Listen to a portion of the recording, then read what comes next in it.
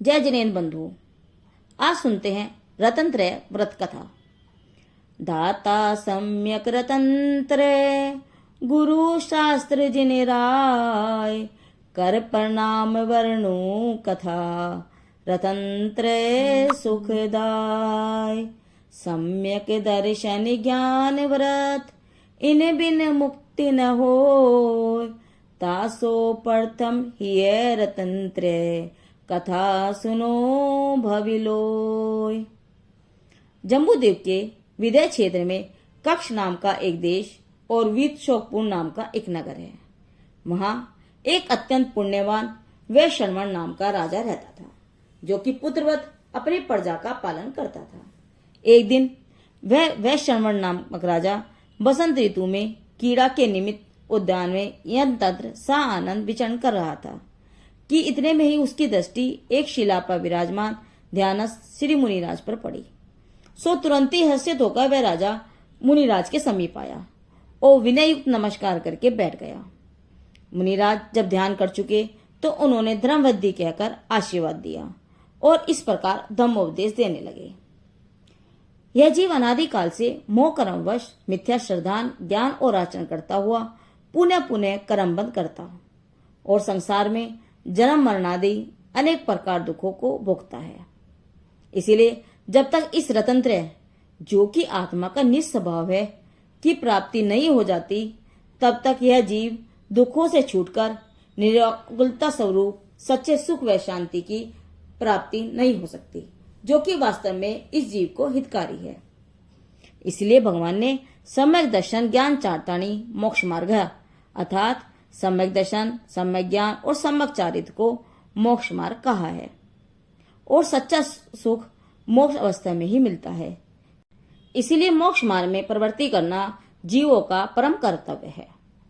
पुद्गलादि परद्रव्यों से भिन्न निस्वरूप का श्रद्धान तथा उसके कारण स्वरूप सब तत्वों और सत्यार्थ देव, गुरु और शास्त्र का ध्यान करना सो सम्यक दर्शन है। ये सम्यक दर्शन अष्ट अंग सहित और 25 मल दोष रहित धारण करना चाहिए, अर्थात जिन भगवान के कहे हुए वचनों में शंका नहीं करना, संसार के विषयों की अभिलाषा न करना, मुनि आदि साधर्मियों के मलिन शरीर को देखकर गलानी न करना, धर्म गुरु के सत्यार्थ तत्वों की यथार्थ पहचान करना, अर्थात कुगुरु, रागी द्वेषी, वेशी परिग्रही, साधु गृहस्थ, कुदेव, रागी द्वेषी भयंकर देव, कुधर्म हिंसा पोषक क्रियाओं की प्रशंसा न करना, धर्म पर लगते हुए मिथ्या आक्षेपों को दूर करना और अपनी बड़ाई व परनिंदा का त्याग करना, सम्यक श्रद्धान और चारित्र से डिगते हुए प्राणियों को धर्मोपदेश तथा द्रव्य आदि देकर किसी प्रकार स्थिर करना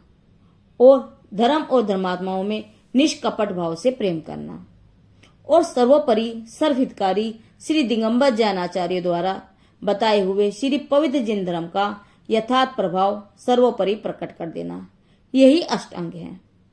इनसे विपरीत शंकादि 8 दोष, जाति, कुल, बल, ऐश्वर्य, धन, रूप, विद्या और तप, इन 8 के आश्रित हो गर्व करना, सो 8 मद, कुगुरु, कुदेव, कुधर्म और कुदगुरु, सेवक और कुदेव आराधक और कुधम धारक, ये 6 अनायतन, देवमूर्ता, लोकमूर्ता, पाखंड मूर्ता, इस प्रकार से ये 25 सम्यक के दूषण हैं।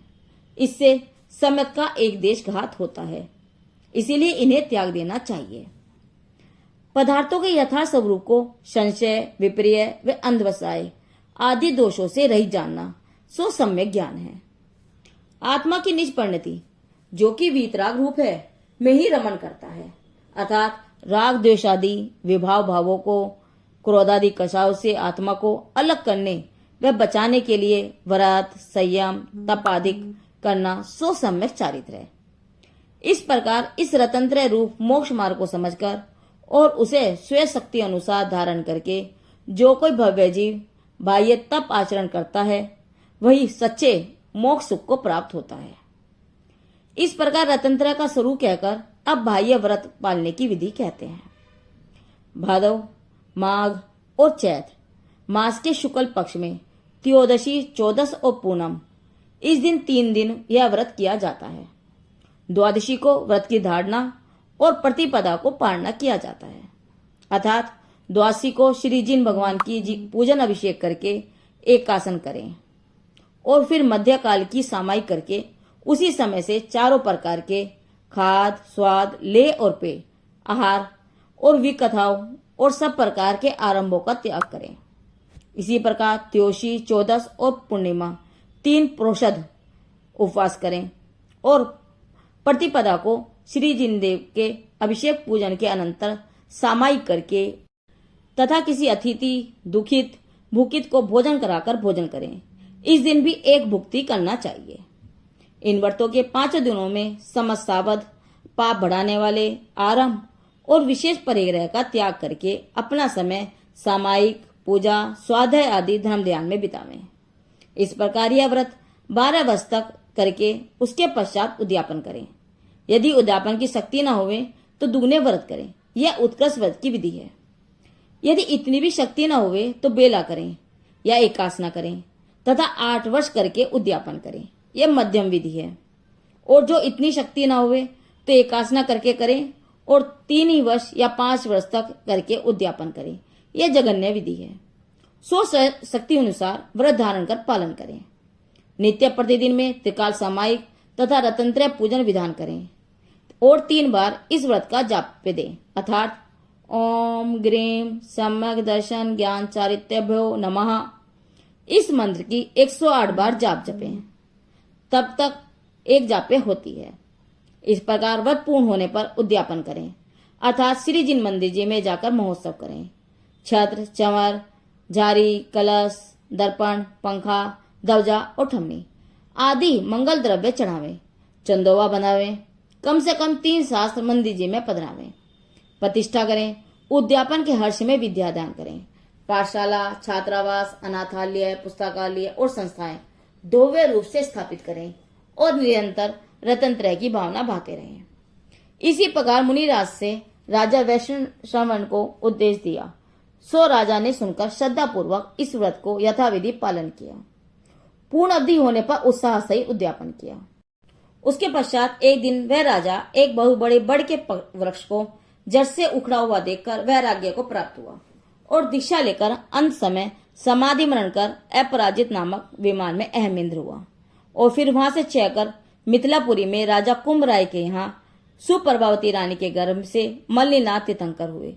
सो पंचकल्याणक को प्राप्त कर अनेक भव्य जीवों को मोक्ष मार्ग में लगाकर आप परम धाम मोक्ष को प्राप्त हुए।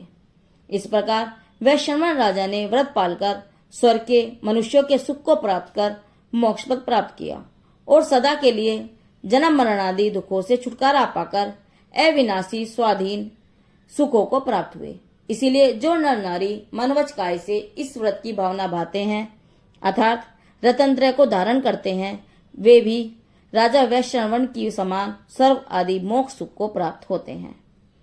महाराज वैश्रवण ने रतनत्रयवत पाल, लही मोक्ष लक्ष्मी तिनी, दोष नमे त्रय काल। रतनत्रय व्रत की यह कथा जैन व्रत कथा संग्रह लेखक धर्मचंद दीपचंद वर्णी जी से ली गई है। जिनदेव की वाणी आगम वाणी।